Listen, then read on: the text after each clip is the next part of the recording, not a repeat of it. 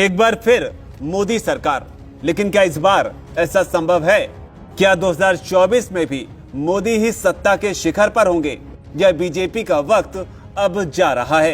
ये सवाल इसलिए क्योंकि अपने बेबाक बयानों के लिए जाने जाने वाले आरएसएस ने चौंकाने वाला दावा किया है।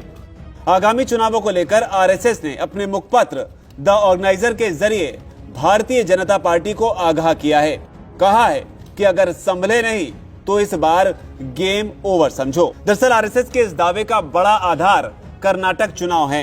हालांकि चेतावनी के साथ आरएसएस ने बीजेपी को जीत का फॉर्मूला भी बताया है कि 2024 में नैया को अगर सही में पार लगाना है तो क्या करना होगा।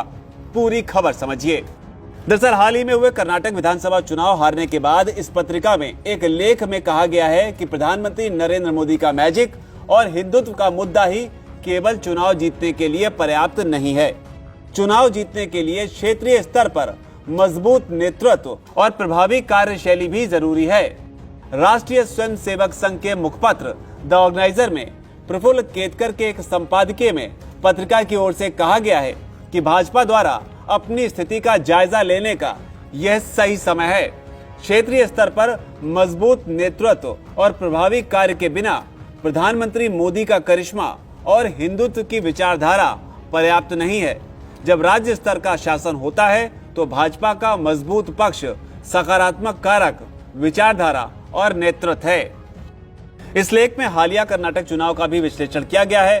कर्नाटक के चुनाव परिणामों को लेकर कहा गया है कि ये आश्चर्यजनक हैं, लेकिन ये चौंकाने वाले नहीं हैं।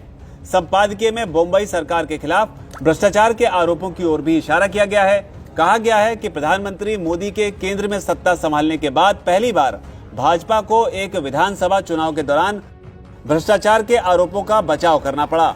ये परिणाम 2024 के चुनावों से पहले कांग्रेस को बढ़ावा देंगे। इसमें कहा गया है कि कर्नाटक में प्रधानमंत्री नरेंद्र मोदी द्वारा चुनाव अभियान का नेतृत्व करने के बावजूद भाजपा ने पूरे राज्य में खराब प्रदर्शन किया। प्रधानमंत्री मोदी ने प्रचार के दौरान डबल इंजन सरकार के लिए वोट मांगते हुए अभियान को अपना व्यक्तिगत स्वर दिया था।